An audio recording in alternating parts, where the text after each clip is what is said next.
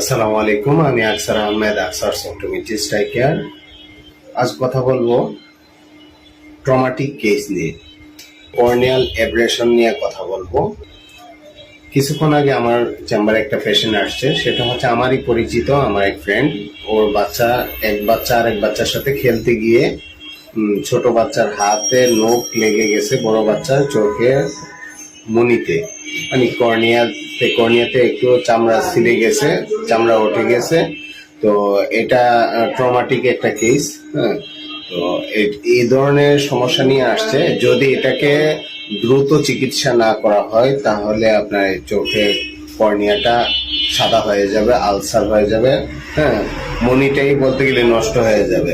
হ্যাঁ, তো সেই ক্ষেত্রে সে বুদ্ধি করে দ্রুত নিয়ে আসছে।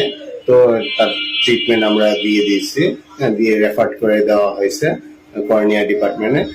তো তার এই ভিডিওটা করার উদ্দেশ্য হচ্ছে, যদি এই ধরনের কারো বাচ্চা বা বাচ্চার হাতে আরেক বাচ্চার হাতে গিয়ে চোখের মধ্যে আঘাত লাগে, তাহলে এই ধরনের ক্ষেত্রে আপনাকে দ্রুত নিকটবর্তী চক্ষু ডাক্তারের শরণাপন্ন হতে হবে।